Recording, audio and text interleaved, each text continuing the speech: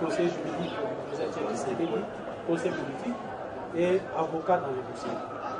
Notre conférence de presse de ce jour n'a qu'un seul thème, délit de justice à notre plainte du 22 septembre 2016. Parce que notre plainte a été médiatisée, vous avez dépassé l'élément, le président m'avait donné mandat de saisir le procureur général. L'opinion est en droit de savoir la suite qui a été réservée à notre plainte. C'est tout ce que nous allons faire maintenant et je vous demanderai de poser des questions uniquement en vous basant sur les thèmes que nous allons exploiter. Je sais que vous avez beaucoup de questions autour de l'arrêt de la Cour constitutionnelle de l'accord qui sera signé, mais je vous demanderai d'être précis parce que notre conférence de presse d'aujourd'hui n'a qu'un seul thème.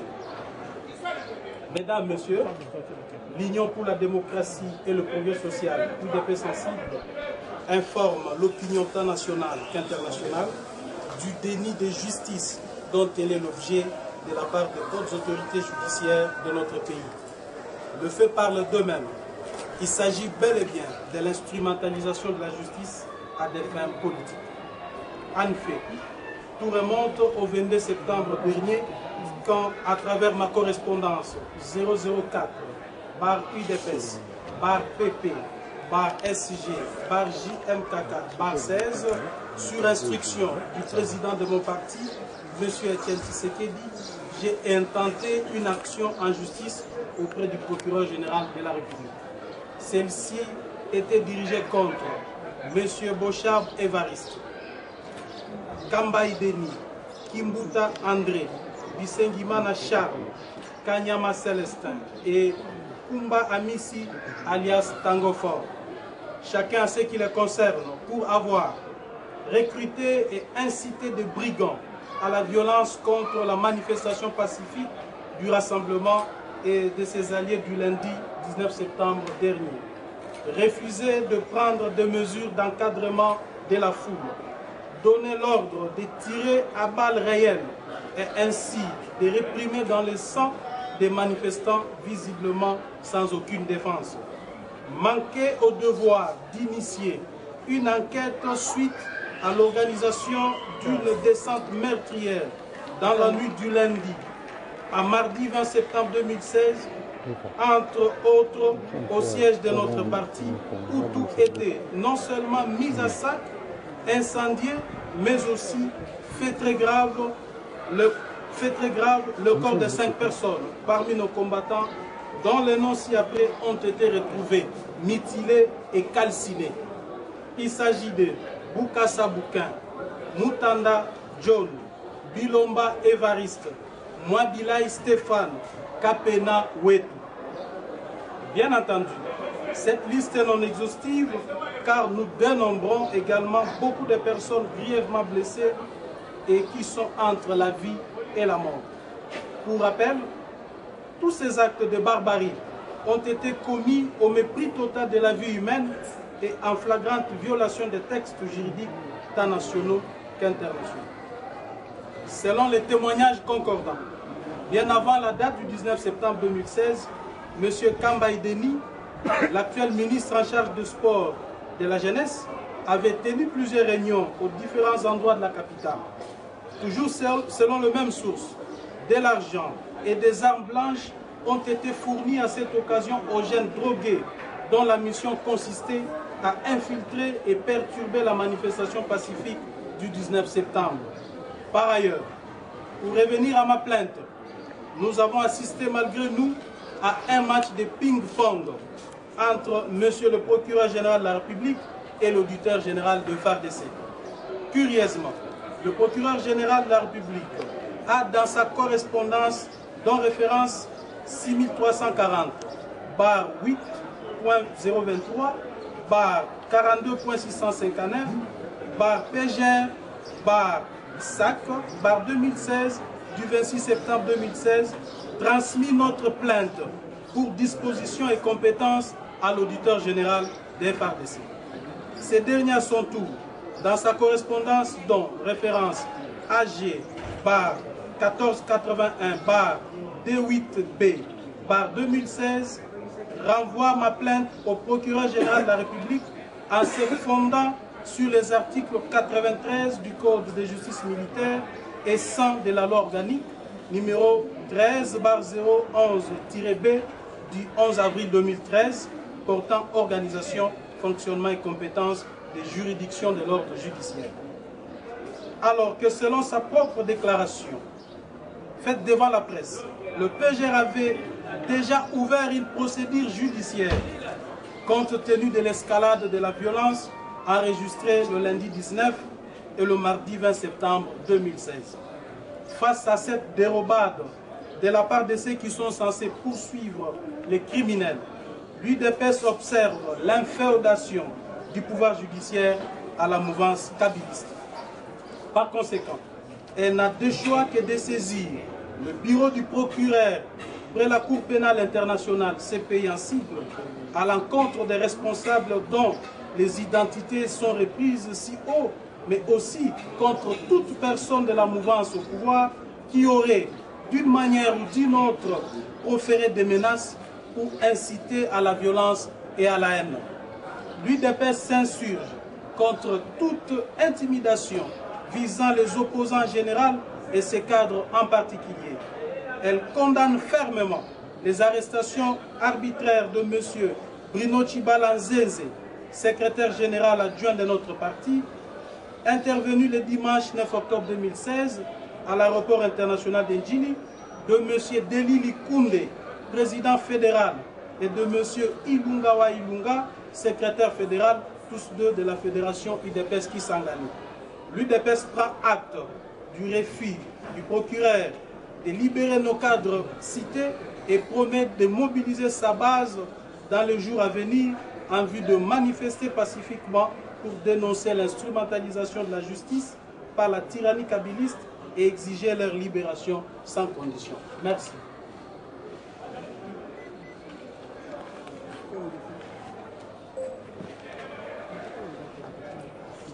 Jamais reconnu qu'il y a un dialogue dans ce pays. On appelé les chats par son nom. C'est un monologue. Ce qui se passe à la cité de Loya n'a rien à voir avec le véritable dialogue voulu par la résolution 2277 et voulu par l'ensemble de notre peuple. Mais parlons-en quand même. Le contenu de l'accord signé là-bas. Mais il n'y a rien de consistant là-bas, sauf l'octroi d'une année, demi ou de 2 ans à M. Kabila après son mandat. C'est ce qui est important dans cet accord. Et de là, nous revenons pour dire haut et fort que nous n'avons pas exigé le dialogue dans ce pays pour protéger un individu. Il y a une crise dans ce pays. Nous devons résoudre cette crise. Et nous avons estimé que c'est à travers un véritable dialogue que nous devions arriver réellement à résorber cette crise. Et qui a créé cette crise? C'est M. Kabila et ses amis. Ils sont à la base du dévoiement du procès électoral dans ce pays. Et pourquoi on peut leur accorder un cadeau, un bonus? Et surtout que cet accord est signé par une seule famille qui se retrouve là-bas entre amis. Je crois que cet accord ne sera pas opposant. Il ne s'opposera jamais à l'ensemble du peuple congolais. Et nous considérons ça comme un non-événement. Nous continuons à exiger la tenue d'un vrai dialogue qui va résoudre le problème de la crise congolaise et qui va respecter notre constitution. Mais le respect de la constitution, c'est quoi? Parce que nous devons être clairs. Le respect de la constitution, c'est que M. Kabila n'aille pas au-delà de ses 2 mandats. Nous commençons par là. Le 19 décembre, M. Kabila part, mais qu'est-ce que nous faisons après que M. Kabila soit parti? Nous allons mettre en place, nous tous ensemble, la classe congolaise autour d'une table, mettre en place un système que nous, au niveau du rassemblement, avons appelé régime spécial pour diriger cette période jusqu'à l'avènement des élections crédibles. D'ailleurs, M. Kabila, s'il est à la tête de ce pays, il n'y aura jamais des élections. Et si il y en aurait une élection, c'est une élection qui ne sera jamais crédible, comme nous l'avons connu. Nous avons connu des procès électoraux dans ces pays. Donc il est vrai aujourd'hui que M. Kabila doit partir pour quand même laisser ces pays en paix.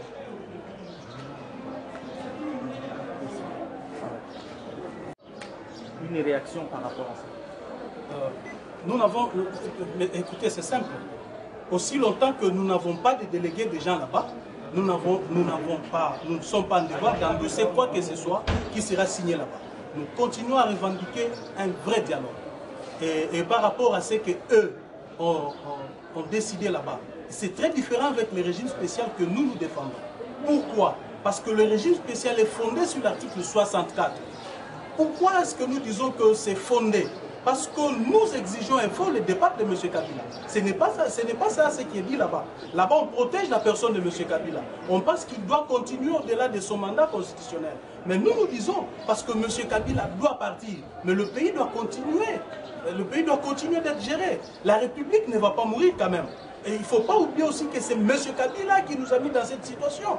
On ne va pas lui accorder des bénéfices. On ne doit pas lui accorder des primes pour ça. Parce qu'il est à la base, je me répète, du dévoiement du procès électoral dans ces pays. Lui et la majorité.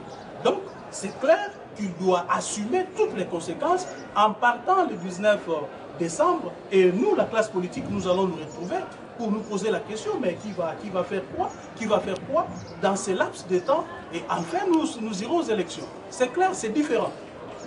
Et on donnait et on favorisait les glissements. Mais nous sommes contre les glissements de M. Kabila. Oui, je pense que... Dernière question. Vous étiez là le 4 septembre, lors de notre conclave. Le président du comité de salle du rassemblement et le président du parti avait bien dit que le 19, il y aura carton jaune qui sera décerné à M. Kabila. Donc il est clair que le 19, le carton jaune, nous l'avons travaillé, nous avons estimé que ça soit une journée ville morte. Il y aura journée ville morte demain. Donc nous appelons à l'ensemble de notre peuple, la population quinoise, de rester chez elle à la maison. Et c'est là, c'est pour que la communauté internationale qui nous accompagne comprenne que le peuple congolais est derrière le rassemblement, le peuple congolais est fatigué de Kabila et que le 19 décembre, le monsieur doit nous laisser la place. Parce que c'est clair que M. Kabila veut faire un passage en force, mais le peuple congolais doit continuer à résister conformément à l'article 64 de notre pays, de notre constitution. Et à la deuxième question, mais, je ne sais pas si nos amis pensent qu'il y a déjà un accord signé entre l'UDPS et le pouvoir, mais qu'est-ce qu'ils font là-bas? Donc, s'ils sont là-bas pour signer un accord, cela veut tout simplement dire qu'il n'y a jamais eu un accord entre l'UDPS et le pouvoir en place. Dans notre crise, sachant comment les dirigeants africains se comportent lorsqu'il s'agit des intérêts de l'un de leurs. Mais aujourd'hui, le problème dans ces pays ne se nomme pas SADC. Le problème dans ces pays ne se nomme pas Kodjo et consorts. Le véritable problème dans ces pays, c'est M. Kabila. Donc aujourd'hui, la SADC peut dire ce qu'elle a dit, mais est-ce qu'ils vont nous dire que leur façon de voir les choses peut régler les choses dans ces pays? La position qu'ils sont en train de prendre actuellement, elle est dangereuse pour notre pays. Ils le savent. Nous leur demandons tout simplement de comprendre bien la crise, de bien cerner la crise dans notre pays. Et lorsqu'il faut prendre des positions, ce sont des positions qui sont prises d'une manière conséquente. Et il faut aujourd'hui comprendre que nous avons d'une part plus de 80 millions d'habitants et de l'autre M. Kabila. Entre les deux, la SADC veut protéger qui? M. Kabila ou plus de 80 millions d'habitants? Je reviens à votre préoccupation de l'Union européenne. Mais voilà ce que nous avons demandé. Nous avons demandé aux autres d'emboîter le pas aux États-Unis d'Amérique, de condamner ce régime parce que c'est un régime qui est aux abois, c'est un régime qui ne respecte pas le droit de l'homme, c'est un régime qui tue, c'est un régime voyou, barbare. Et c'est là, toute organisation moderne, toute organisation qui se veut respectueux du droit de l'homme, qui se veut respectueux des principes démocratiques, ne peut que réagir dans ce sens-là. Nous pensons que l'Union européenne est sur la bonne voie et que c'est une pression supplémentaire sur ces régimes. Et j'en suis sûr, personnellement, je suis persuadé que le gouvernement qui était déjà très mal parti va comprendre qu'il y a intérêt de faire marche arrière et de dialoguer véritablement pour que notre pays sorte véritablement de cette crise. Quant à M. Bruno Tshibala, je dois vous dire qu'il était malade, même quand il voyageait pour aller se faire soigner. Mais ce qui lui est arrivé est arrivé. Il doit être malade. Il doit être malade, bien sûr. Mais je suis en contact avec lui. Son moral est très bon. Oui, c'est Rodriguez Fatima pour la plateforme à barrière d'essai. Sera mise en place après 2 mandats d'un monsieur est passé au pouvoir, mais sans élection. C'est un régime fondé sur l'article 64, monsieur. Imaginez-vous que le 19 décembre, le peuple congolais, se fondant sur l'article 64, chasse M. Kabila du pouvoir. Qu'est-ce qu'il y aura après? Qu'est-ce qu'il y aura après? Voilà ce que nous appelons le régime spécial. Donc cela ne va pas en violation avec Je vous ai dit que nous n'avons aucune responsabilité quant à la non-organisation des élections. Et nous n'allons pas donner des cadeaux à quelqu'un qui a intentionnellement dévoyé le processus électoral.